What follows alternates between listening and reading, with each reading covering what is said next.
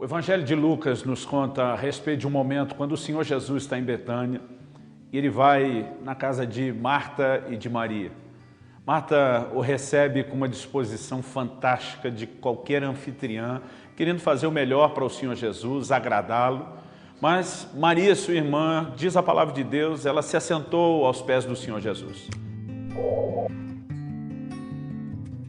Naquele momento, para Maria, nada era mais importante do que estar com Ele, ouvir a voz dEle, relacionar-se com a pessoa do Senhor Jesus. Por outro lado, Marta, movida de uma boa intenção, ela quer agradar o Senhor Jesus, ela quer receber bem o Senhor Jesus. No entanto, ela ouve uma censura do próprio Jesus que diz: Marta, Marta, você está ansiosa, distraída com muitas coisas.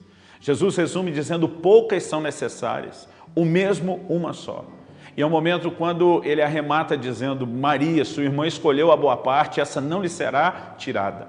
Nesse momento Jesus define aquilo que é mais importante. Aquilo que é mais importante é aquilo para o qual eu e você existimos, que é buscar a Deus. O homem foi criado para buscar a Deus. E o homem deveria cumprir o objetivo da sua existência, que é buscar ao Senhor, fazendo isso com tudo que há nele, colocando todo o seu coração e fazendo de Deus aquilo que de mais importante existe na sua vida, sem que nada concorresse com isso.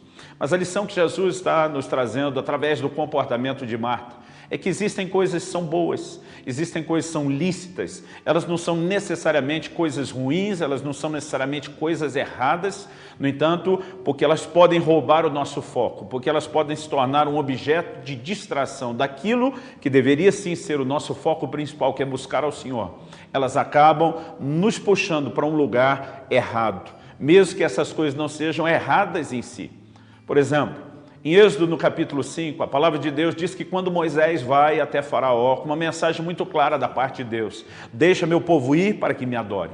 Deus não está apenas propondo a libertação, a redenção do seu povo, mas ele apresenta um propósito: para que me adore. Eu gosto de explorar a ideia de que o propósito da redenção não é apenas tirar o povo de Deus da condição de escravidão, mas é trazê-los para um lugar de comunhão com Deus, de relacionamento com Deus, de adoração a Deus. Mas qual foi a primeira reação do faraó? O faraó diz: esse povo deve estar muito ocioso para estar pensando em adoração. E diz: vamos encher esse povo de trabalho para que eles não tenham tempo de pensar em adoração.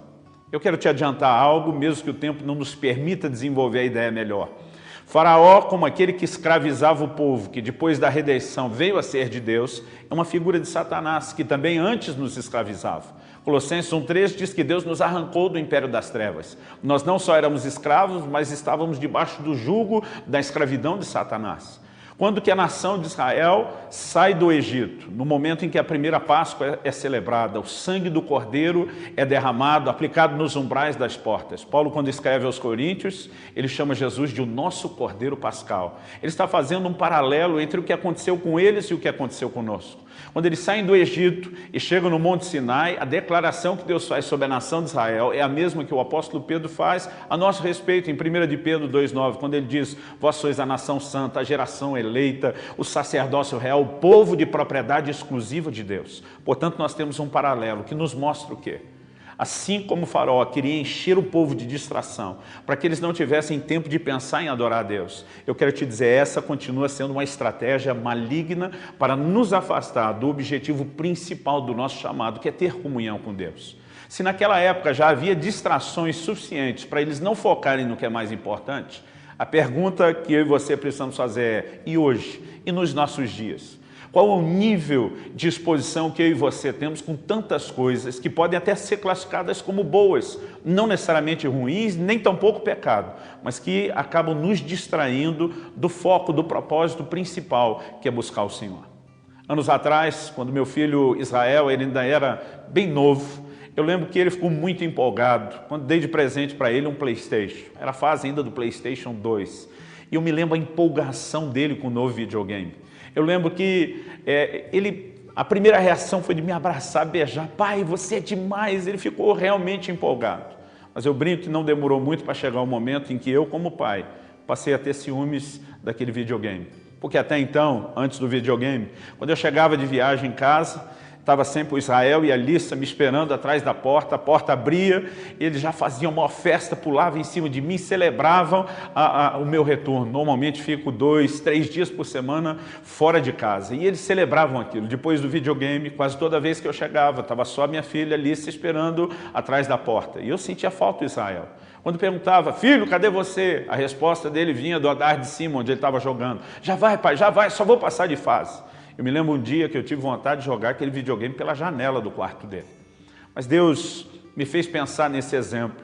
E Ele disse que da mesma forma, muitas vezes Deus tem nos abençoado com coisas que eu e você como filhos ficamos contentes. Do mesmo jeito que meu filho ficou contente com o presente que ganhou. Às vezes eu e você nos empolgamos com as bênçãos de Deus. Mas da mesma forma como meu filho passou a se distrair com aquele brinquedo, a ponto de deixar de dar atenção a quem deu o brinquedo. A pergunta é, será que eu e você não temos feito a mesma coisa com as bênçãos de Deus?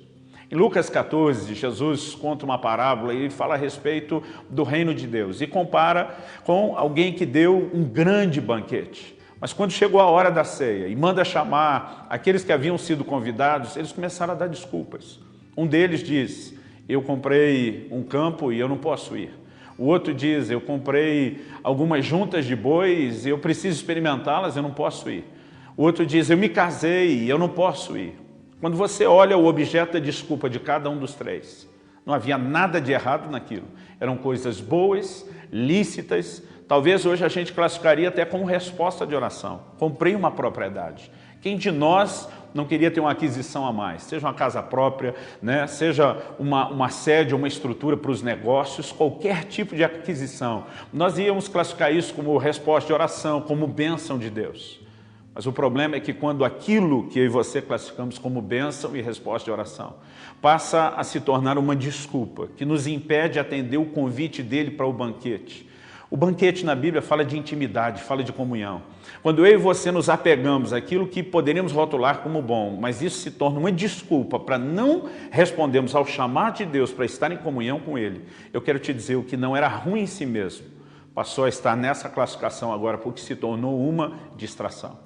O outro disse, eu comprei 5 juntas de bois. Isso eram os tratores da época. Era a forma de aumentar a produtividade da terra. Aumentando a produtividade, é óbvio que a entrada de recurso material e financeiro como consequência viria.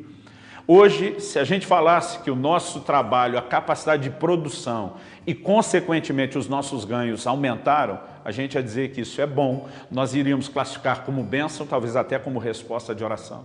Mas de acordo com o que Jesus falou, se tornar uma distração para o nosso chamado maior, que é buscar ao Senhor, então, embora não seja ruim em si mesmo, passou a ocupar esse lugar.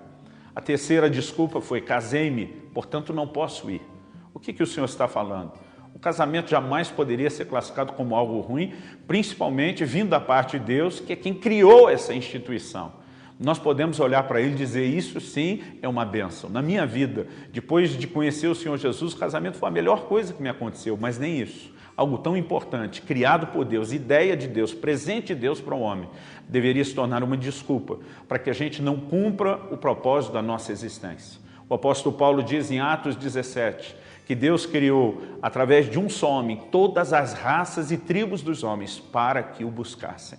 Eu e você existimos para buscar a Deus. E nós não podemos permitir que aquilo que é a razão da nossa existência seja comprometido, quando no dia a dia nós vamos nos envolvendo com tantas coisas que passam a ser importantes, tão importantes, a ponto de desfocar eu e você do que deveria ser mais importante do que qualquer outra coisa, que é buscar o Senhor.